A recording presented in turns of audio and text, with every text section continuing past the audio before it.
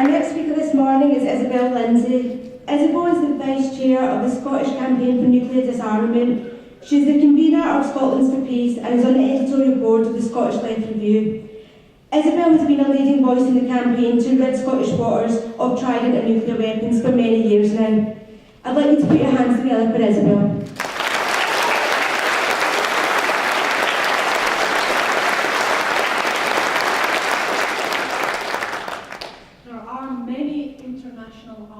On Scotland, and for very good reasons. We have the opportunity, I would say a privilege, to do something genuinely important internationally, to make a significant contribution to global nuclear disarmament. And all of the UK's nuclear capacity is on decline. And as our research study, Trident Nowhere to Go, has shown, there is no other place in the UK which can take Trident. If they had to develop a new base, we're talking about 20 years. It took 14 years to adapt the existing British Polaris base at Faslane to take Trident. So the implication of this is that Scotland could achieve what in 50 years of campaigning in the context of the British state we failed, and that is to get rid of these weapons of appalling mass civilian destruction.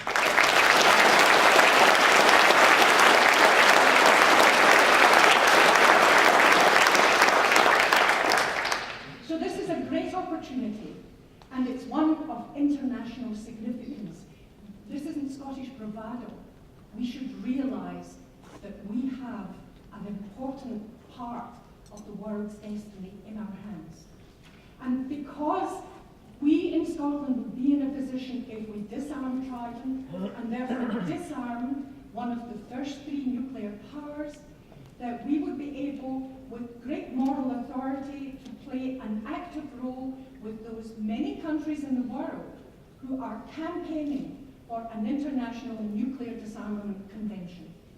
That would be our great international contribution. Incidentally, we would also be giving the people of England a generous gift. They would no longer have to pay for Trident replacement.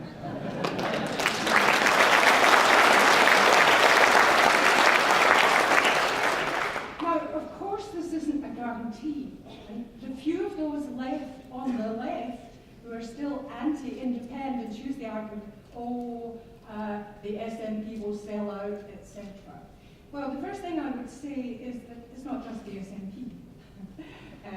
There's a broad movement in Scotland. But also, it's our job to keep the pressure and the campaign up so that that does not happen. And the SNP has given the commitment that it will support a clause in the constitution of an independent Scotland that prohibits nuclear weapons in Scottish territory.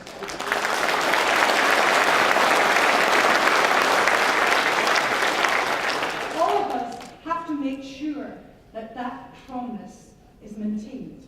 And also, it's a promise that the wider Scottish public get behind and understand the significance of a constitutional bloc on nuclear weapons.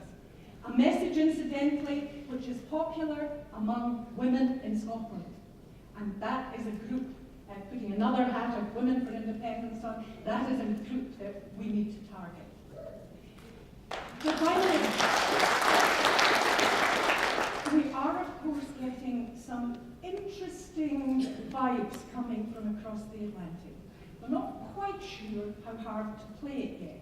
Just these little hints from American establishment figures that, no, they don't like this prospect of Scottish independence. Of course not. They don't want anything that will undermine their most loyal poodle. And we certainly will do that.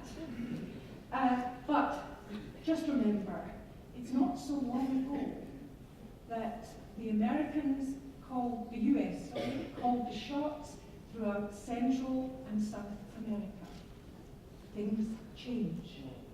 And now, if we it will be our call, not anyone else's.